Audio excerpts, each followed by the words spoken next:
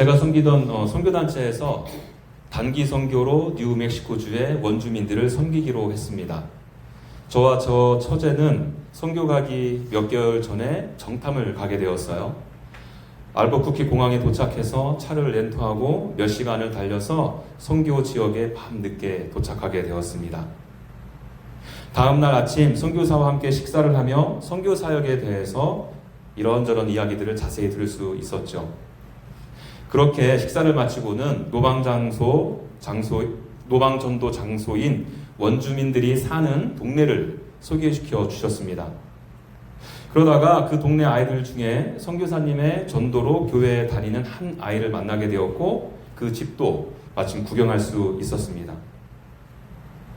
그 집을 구경하면서 자연스럽게 선교사님으로부터 원주민들 가정의 실상에 대해서 들을 수 있었어요. 원주민들은 원주민 보호구역 안에 살기만 하면 정부로부터 일정 금액의 보조를 받아 살아갈 수 있었습니다. 이것이 오히려 독이 되어서 원주민들 중에는 직업을 갖지 않는 경우도 많았고요. 자기 자신의 꿈을 찾아서 도전적인 삶을 사는 경우도 많이 드물다 하셨습니다. 뿐만 아니라 그 보조금으로 도박이나 술, 마약에 써서 중독이 되는 경우가 허다하다 하셨죠. 그 어른들을 보고 배우는 아이들의 삶 또한 어떠했겠습니까? 삶에 대한 진지한 고민 없이 소망 없이 사는 경우도 많았고요. 어려서부터 술과 마약에 빠져들기도 했다고 합니다. 아울러 부모로부터 학대를 받아서 상처를 올라진 어린 시간들을 보내기도 했죠. 이 경우에는 포스터 홈이라고 해서 즉 위탁 가정으로 보내지기도 하는데요. 말 그대로 학대를 하는 부모 대신 위탁 부모 밑에서 생활을 하도록 하는 정부의 조치입니다. 그렇게 위탁 가정으로 보내지게 되면 보통 1년에서 2년 정도 그 위탁 가정에 머물게 된다고 그래요. 이 기간 동안 아이가 위험에 노출되지 않도록 보호하고 시설이 아닌 가정 환경에서 정서적 안정을 제공해 주기 위함인 것입니다. 그런데 여러분, 안타깝게도 이런 위탁 경험이 있는 아이들 중에서도 무려 20에서 30% 정도가 이 위탁 가정 안에서 역시나 학대와 방임을 경험했다고 합니다. 왜냐하면 위탁 가정의 부모도 역시나 술과 마약에 빠져 있거나 한 달에 그 한 아이당 한 아이를 위탁하게 되면 정부로부터 주마다 다른데 500불에서 1,400불 정도 정부로부터 보조금을 받기 위해서 아이들을 위탁받는다고 그래요. 그러니까 그들에게 있어서 아이들은 보호의 대상이 아니라 그들을 통해 돈을 벌기 위한 수단이 되어버린 것입니다. 선교사님께서 이 이야기를 들으면서 선교사님으로부터 이야기를 들으면서 참으로 안타까운 생각이 들었죠. 어린이들의 특징 중에 하나가 꿈과 소망이 가득하다는 것 아니겠습니까? 미래에 대한 어떠한 기대감 없이 그렇게 하루하루를 살아간다는 것이 너무나도 아팠고요. 부모님의 사랑을 받아 누린 것 대신에 오히려 학대를 받고 심지어 위탁 가정의 돈벌이 수단이 된다는 것이 정말 속상했습니다. 그 아이들은 어른으로부터 버림받은 상처가 얼마나 컸겠습니까? 그와 동시에 한편으로는 이거 몇 개월 후면 이곳에 와야 되는데 이 아이들에게 과연 우리가 복음을 나눌 수 있을까? 하고 불안감이 엄습하기도 했죠. 성경의 하나님은 우리의 소망이 되신다고 하잖아요. 영광스러운 미래가 보장되어 있다라고 말합니다. 미래가 없어 보여서 현실 가운데 절망하는 아이들에게 과연 우리 예수님이 우리들의 미래이고 소망이라는 것을 말할 때 그들이 받아들일까? 이런 의심이 들었기 때문이에요. 그리고 여러분들도 잘 아시는 것처럼 성경에서는 종종 아버지와 아들의 관계로 하나님을 비유하지 않습니까? 이 아이들에게 하나님의 사랑을 그 아버지와 비유해서 설명을 해준다고 했을 때 과연 이 아이들이 성경이 하나님을 올바로 이해할 수 있을까? 어쩌면 자기 자신을 방치하고 필요하면 버리시는 하나님으로 오해는 하지 않을까 하는 염려가 되었기 때문입니다. 여러분, 우리도 이 어린 아이들과 조금 비슷한 구석이 있지 않겠습니까? 오늘의 불안한 삶 속에서, 고단한 우리의 인생 여정 속에서 그리고 내가 만들어 놓은 안전지대에 머물러 있는 삶 속에서 여전히 하나님은 우리의 소망으로 자리하고 있는지 한번 물어봐야 되지 않겠어요? 또 하나님의 이 불완전함 때문에 나를 학대하기도 하고 버리시기도 하시고 나를 수단 삼으시는 하나님으로 오해하고 있지는 않으신지요? 그 오해로 인해 내가 받아도 되지 않을 하나님으로부터 상처와 아픔을 갖고 계시지는 않으십니까? 여전히 우리들의 신앙의 그 종교적인 행위로 자녀담의 근거를 마련하고 있지는 않으신가요? 그 결과 우리는 심각한 자기 연민이나 교만에 빠져 계시지는 않느냐는 것입니다. 만약 우리 중에 지금 그런 상황 가운데 놓여 계신 분들이 계시다면 우리가 살펴볼 이 말씀을 통해서 저와 여러분들이 다시금 복음 위에 서게 되는 은혜가 있기를 바랍니다. 오늘은 여러분 이 말씀은 미리 읽은 것처럼 분향단에 대해서 기록하고 있어요. 저는 이 분향단을 오늘 살필 때 특히 거룩이라는 단어에 초점을 맞추어서 살펴보려고 합니다. 거룩하다는 말은 지난주에 말씀드린 것처럼 분리와 소속의 의미가 함께 담겨져 있어요. 죄로부터 분리되고요. 또 하나님께 속한 상태. 그게 바로 거룩이라 말씀을 드렸습니다. 여러분 제가 왜 오늘 말씀을 이 분향단을 살피면서 거룩에 초점을 맞추는지 궁금하지 않으십니까? 물론 당연히 분향단이 거룩과 깊은 관계가 있기 때문에 그렇습니다. 성막의 평면도를 준비했는데 다시 한번 보시겠어요? 여기 보시면 여러분 지성소가 있고요. 지성소 바로 옆에 뭐가 붙어 있습니까? 성소. 그렇죠? 이 성소 안에 무엇이 있어요? 세 가지 기구가 있는데 무슨 기구들이 있습니까? 진설병상, 등잔대, 그리고 분향단. 여러분 우리 생각으로는 이 분향단이라는 기구도 성소 안에 있는 기구이기 때문에 진설병상이나 등잔대와 함께 한꺼번에 한가지게 기록하는 것이 더 자연스러워 보이죠. 그런데 성경은 그렇게 기록하고 있지 않아요. 이미 우리는 등잔대와 진설병상에 대해서 그 전에 훨씬 이전에 살폈고요. 이 분향단에 대한 기록은 제사장의 옷, 제사장 위임에 대한 말씀이 모두 끝난 뒤에야 등장한다는 거예요. 저는 개인적으로 이것은 하나님의 의도적인 배치라고 생각이 돼요. 이 분향단을 통해서 하나님은 우리로 하여금 거룩을 생각하게 하신 것입니다. 왜냐하면 여러분 분향단에서 기록할 때 하나님께서는 거룩 그리고 죽음을 연결해서 기록하고 있거든요. 본문 10절 맨 마지막에 보시면 분향단에 대한 이야기를 마무리하면서 지극히 거룩하니라 이렇게 말하고 있고요. 그리고 쭉쭉 아래로 내려오시면 34절부터 38절까지 이 분향에 쓰이는 향에 대해서 설명하고 있는데 이 표현 안에도 이런 말들이 있어요. 그 백성 중에서 끊어지리라. 사실 여러분 이 거룩과 죽음, 이 거룩에 대해서는 여러분 출애굽기 30장 전체에 대해서 강조하고 있는 표현이기도 합니다. 그런데 여러분들이 시간 나실 때 다시 한번 집에 돌아가셔서 확인해 보세요. 다른 성막의 기구들을 기록하게 될 때는 거기에 거룩하다는 단어가 쓰인 적이 없어요. 물론 여러분 이 성막이라는 단어 자체가 거룩이라는 의미를 담고 있기에 모든 기구들이 거룩을 전제하죠. 그럼에도 그 어떤 기구도 거룩하다라는 단어가 직접적으로 쓰인 적이 없다는 거예요. 이 거룩하다라는 단어가 직접적으로 언급되기 시작한 것이 제사장 옷에 대해서 그리고 제사장의 위임식과 관련된 본문이라는 거죠. 기억하시잖아요? 하체가 가려지지 않으면 죽는다. 하나님께서 제사장의 손을 채워서 어떻게 하셨다고 그러셨어요? 하나님께서 제사장의 손을 은혜로 채우셔서 그들을 어떻게? 거룩하게.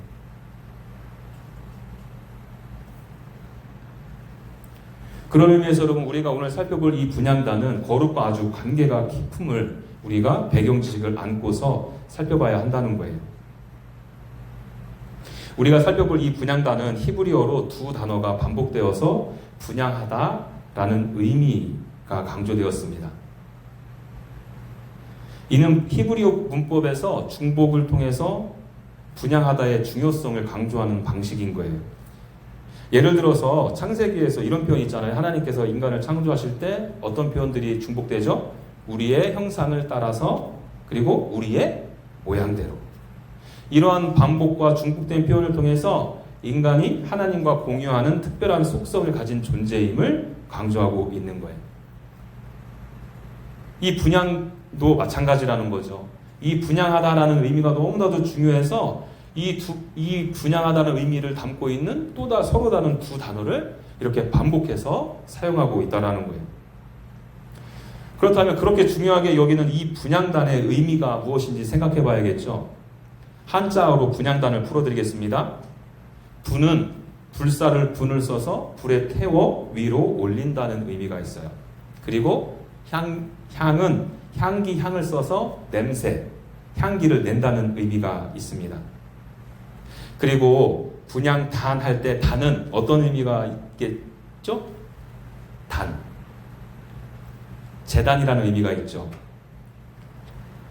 그러니까 여러분, 단순히 이 분양단은 향을 피우는 곳이 아니라 분양의 제사를 드리는 제단이었다는 거예요. 그래서 오늘 본문 3절과 10절을 보시면 제단이라고 표현하고 있고요. 영어로도 제목이 어떻게 되어 있는가 보니까 The Altar of Incense 이렇게 되어 있어요. 이런 우리가 성막의 기구들을 살피면서 제단이라고 하면 떠오르는 뭐뭐 단이 하나 있지 않습니까? 우리가 전에 살폈던 번제단이요. 그래서 그런지 이 분향단과 번제단의 외형이 아주 비슷합니다. 분향단의 규격을 보니까 대략 50cm 바이 50cm가 되고요. 높이가 1m 정도 되는 테이블이에요. 그리고 그 4개의 모서리는 뿔을 만들도록 하였습니다. 그림 하나 준비했는데 한번 보시겠어요? 저게 분향단이에요. 생각보다 그렇게 크지 않습니다. 그리고 이어서 번제단 그림도 한번 보시겠습니까? 저게 번제단이에요. 크기는 번제단이 훨씬 크지만 모양은 거의 비슷해요. 그리고 네 귀퉁이에 뿔이 있는 것도 비슷하고요. 모두 불로 태워서 제사를 드린다는 것도 비슷합니다. 그리고 여러분, 심지어 불로 태우는 소스도 같은 걸 사용하도록 하셨어요. 제가 읽어드릴게요. 레위기 16장 12절. 향료를 가져다가 여호와 앞 제단 위에서 피운 불을 그곳에 채우고 또 곱게 간 향기로운 향을 2손에 채워 가지고 휘장 안에 들어가서. 이해되시나요? 분향단을 피울 때 무슨 불을 사용하라고 그래요? 번제단에서 피운 불. 그리고 번제는 매일 아침 저녁으로 2번 상번제로 드리라고 명령하셨잖아요. 그렇게 아침 저녁으로 번제를 드릴 때 이 분향의 제사도 함께 드리라 명령하세요. 눈으로 확인해 보죠. 7절 보시면 어떨 때? 아침에 등불을 손질할 때. 향기로운 상을 사르라고 명령하고 있고요. 8절에 보시면 저녁 때 등불을 켤 때 사르라고 명령을 하고 있습니다. 이렇게 비슷한 특징도 있는가 하면 두 제단 사이에는 명확한 구분점도 있는데 이미 말씀드린 대로 모양은 비슷하지만 크기는 달랐고요. 재료도 금과 노스로 서로 달랐습니다. 그리고 놓여진 장소도 성소, 뜰로 서로 달랐죠. 그래서 9절에 보시면 이런 말씀이 있어요. 분향단에서 번제나 소제를 드리지 말며. 무슨 말입니까? 분향단에서 번제단인 줄 착각하고서 번제단에서 행하는 제사를 드리지 말라는 거예요. 같은 제단 같아도 용도가 다르기 때문이겠죠. 그래서 여러분, 우리는 이 분향단과 번제단의 공통점과 차이점을 바라보면서 몇 가지 중요한 것들을 발견할 수가 있어요. 먼저 공통점을 통해서 무엇을 발견할 수 있습니까? 두 제단 모두 제사함과 관련이 깊은 제사라는 거죠. 우리는 번제단이 이 속죄함의 의미가 있음을 이미 알고 있어요. 그런데 여러분, 놀랍게도 이 분향단도 같은 의미를 갖고 있다는 거예요. 10절을 좀 보시겠어요? 거기 보시면 이 향단 뿔을 위하여 속죄하되 속죄제의 피로 1년에 한 번씩 대대로 속죄할지니라. 그리고 차이점도 좀 볼까요? 번제단은 성막들에 들어오자마자 한 번에 속죄가 이루어지는 제사를 의미해요. 번제단이 놓여진 위치가 그 동쪽으로 난 문 들어오자마자 바로 그곳에서 제물을 잡아서 제사를 드리잖아요. 단 한 번의 그 제사로 속죄가 이루어지는 것을 의미합니다. 즉, 안 거룩에서 거룩되어지는 것으로 바뀌는 사건이에요. 신약의 표현을 빌려서 말씀을 드리면 의롭다 칭함을 받게 되는 이례적인 사건입니다. 여러분, 이렇게 그 이례적인 사건으로 인해서 우리가 거룩해지긴 했지만 여전히 죄의 못된 습성이 있지 않습니까? 그러한 죄를 덮고 거룩을 유지하도록 도와주는 제단이 바로 분향단. 신약의 표현을 빌리면 성화의 과정인 것입니다. 다시 말해서 하나님께서 제사장의 손을 은혜로 채우심으로 제사장을 거룩하게 하셨다면 이제 그 거룩해진 제사장이 계속해서 그 거룩함을 유지하게 하시려고 분향단의 기구를 만들어서 제사를 드리게끔 하신 거예요.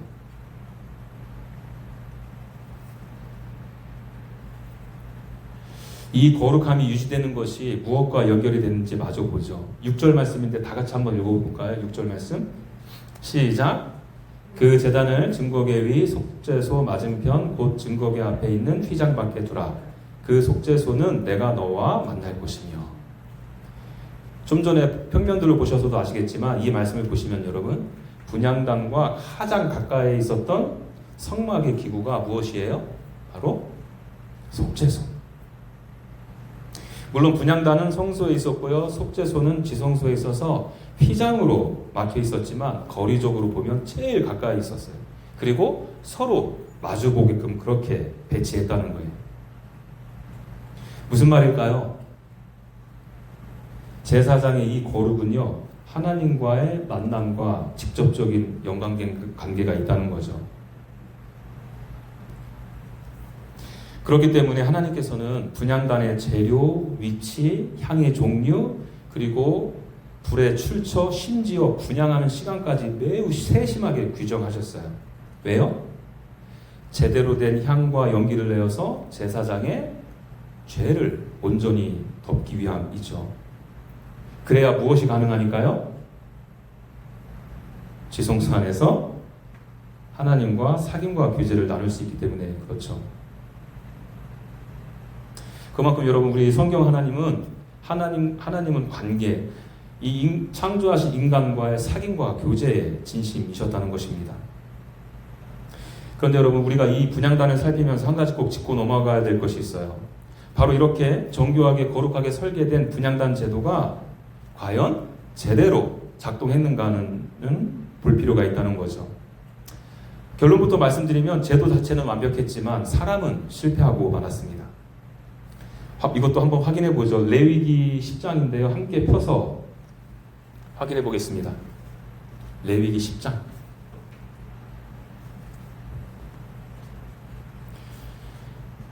그 제목이 뭐라고 되어 있죠? 나답과 아비후가 벌을 받아 죽다.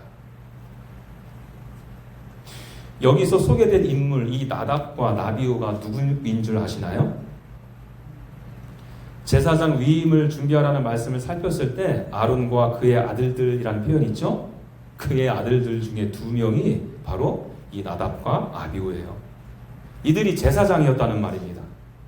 그렇다면 이들이 왜 벌을 받게 되었을까요? 1절 말씀도 같이 읽죠. 시작. 아론의 아들 나답과 아비후가 각기 향로를 가져다가 여호와께서 명령하시지 아니하신 다른 불을 담아 여호와 앞에 분향하였더니. 분향단에서 제사하기 위해서는, 향을 피우기 위해서는 번제단에서 사용했던 불을 가져와서 사용했어야 했는데 다른 불을 담아서 분향을 한 거예요. 무슨 불인지는 모르겠어요. 뭐 라이터 불로 분향을 했는지, 옆에서 숯불 구워 먹다가 남은 숯불로 향을 드렸는지는 모르겠어요. 여하튼 다른 불로 분향했기 때문에 그들은 벌을 받게 되었습니다. 그리고 여러분, 이러한 실수를 저지른 게 그 시점이 언제인지 확인하면 더 놀라워요. 출애굽기 29장에서 모세가 아론과 그의 아들들을 거룩하게 하라는 명령을 하셨잖아요. 여러분, 그 명령이 실행된 말씀이 레위기 8장 말씀이에요. 그리고 그 다음 이어서 대제사장으로 임명받은 아론이 처음으로 제사하는 내용이 레위기 9장에 나옵니다. 지금 그리고 이어서 지금 나답과 아비후의 사건이 연속적으로 기록되어져 있는 거예요. 제사장으로 세워져서 그 감격과 감격의 여운이 채 가시기도 전에 다른 불로 분향하게 된 것입니다.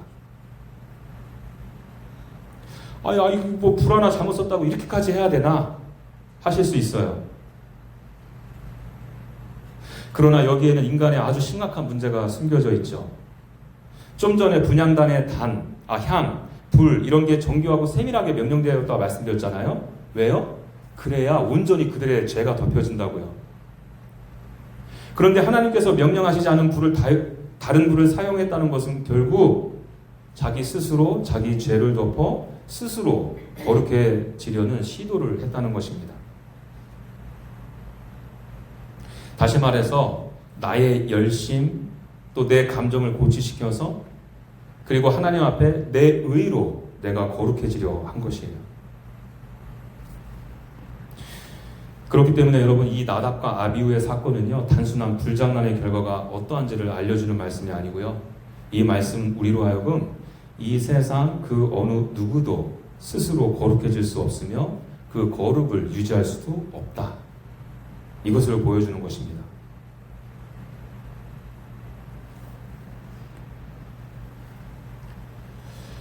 여러분 우리 이 실패는요 우리로 하여금 절망하게 하죠. 우리도 똑같은 존재들이니까요. 그런데 아직 실망하기에는 이릅니다. 왜냐하면 여러분 성경은 신약에 이 중보자, 이 참된 제사장이 누구인지를 가리키고 있거든요. 디모데전서 2장 5절입니다. 하나님은 한 분이시요 하나님과 사람 사이에 중보자도 한 분이시니 곧 사람이신 그리스도 예수라.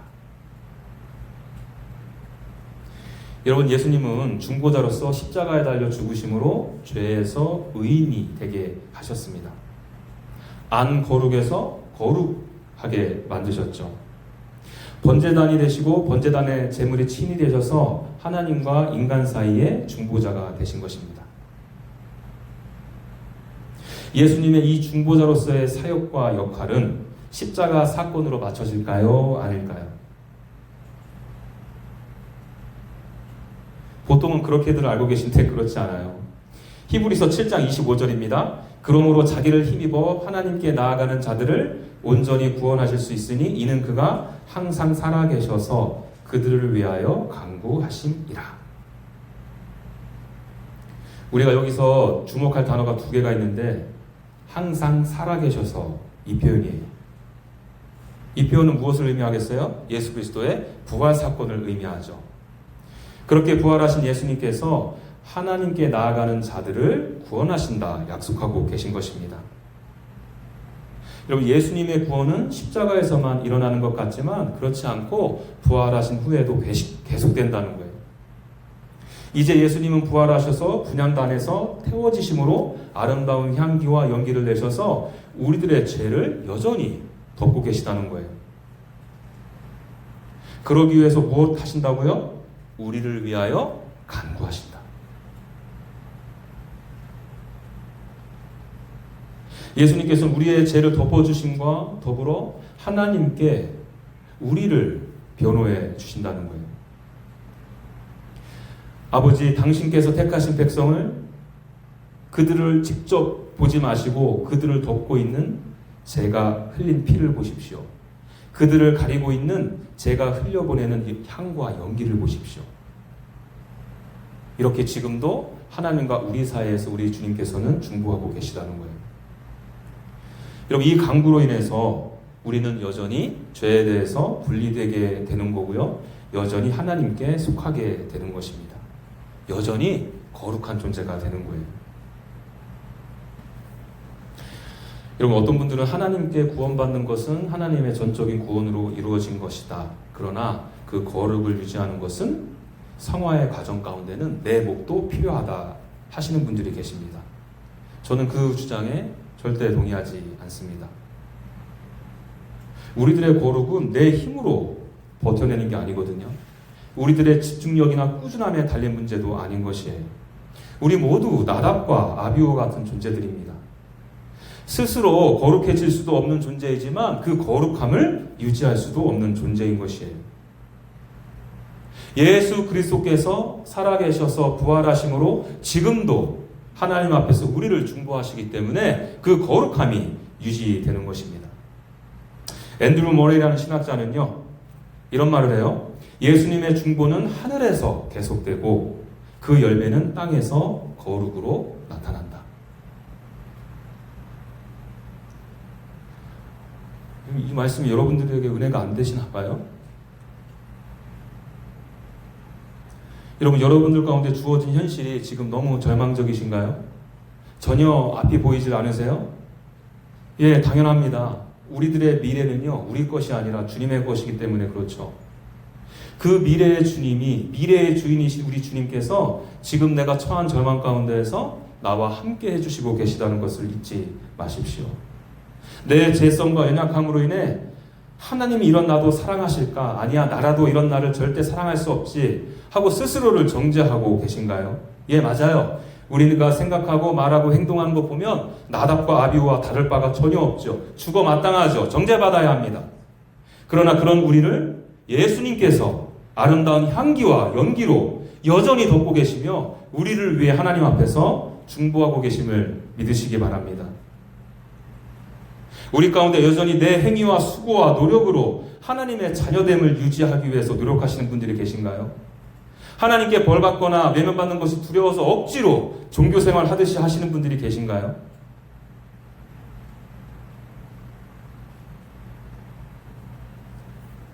아니요, 여러분. 예수님께서 이 중보자가 되셨기에 우리는 하나님의 자녀가 되었고요. 그 자녀됨은 하나님의 신실하신 약속에 근거하기에 나의 어떠함에 따라서 달라지지 않아요.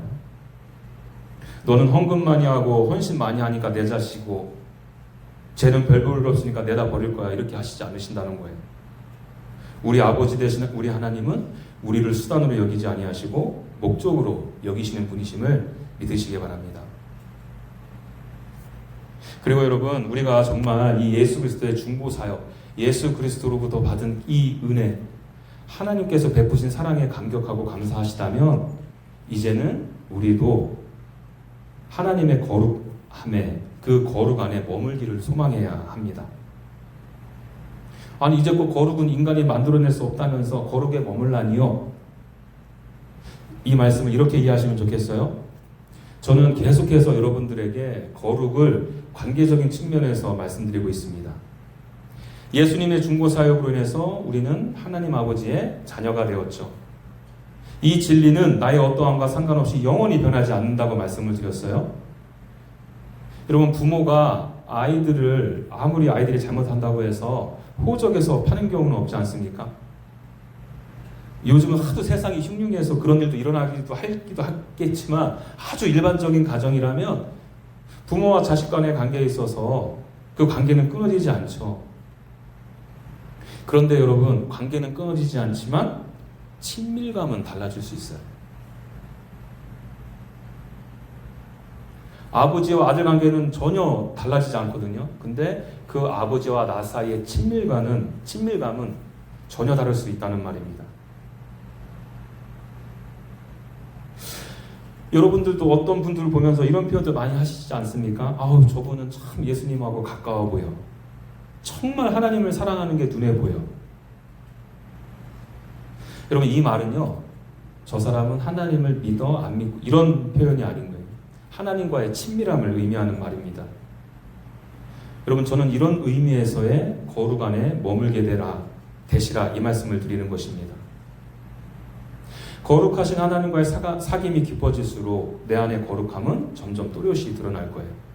그 모습은 뭐라고요? 죄로부터 분리된 모습, 하나님께 소유된 모습이 이 땅의 삶 가운데 분명하게 드러나게 된다는 거죠.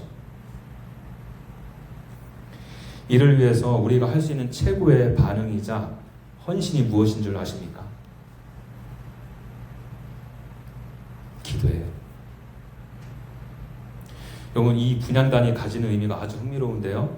한 가지 의미는 중보자이신 예수님을 가리킨다고 얘기했잖아요. 또 다른 하나는 뭐냐 하면 성도들의 기도를 가리키거든요.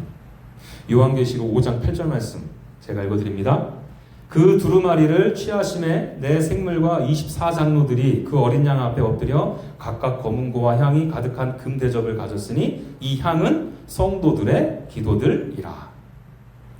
향이 가득한 금대접. 얼마나 멋지게 들립니까? 그런데 그 향대접이 뭐라고 그래요? 성도들의 기도.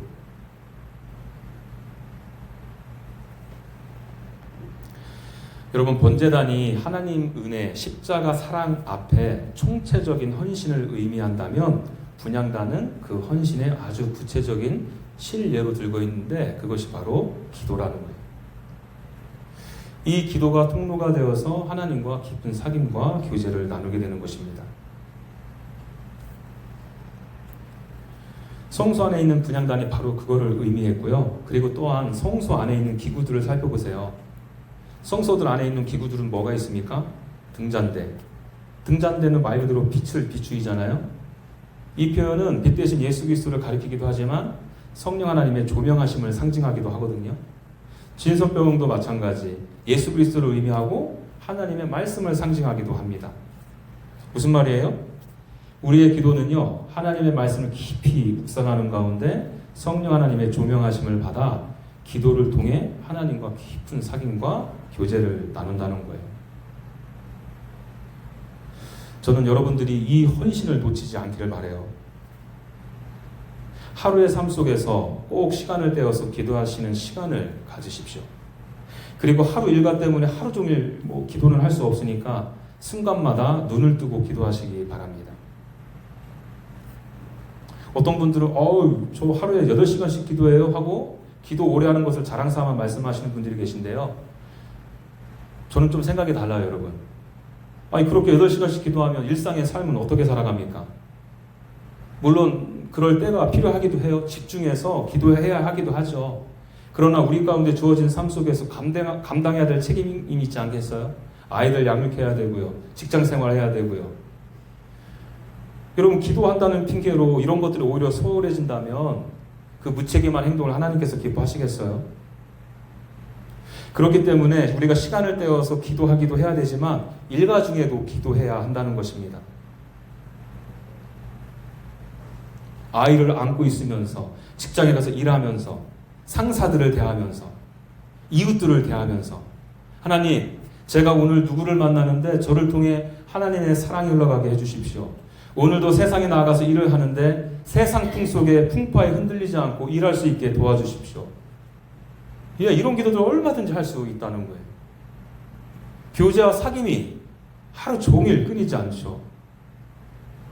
이런 기도들이 시시하게 느껴지나요? 아니요. 잊지 마십시오. 매일의 삶 가운데 순간순간 드리는 작은 기도 하나하나가 우리를 거룩함에 머물게 한다는 거예요. 하나님께서 기뻐하시는 아름다운 향연이 향기와 연기가 되는 것입니다. 그리고 이것이 거룩함을 받은, 그리고 그 거룩함을 유지하게 해주시는 하나님을 향한 우리가 드릴 수 있는 최고의 헌신인 것이에요. 왜요? 하나님은 우리와 만나서 사귀고 교제하고 싶어 하시니까요.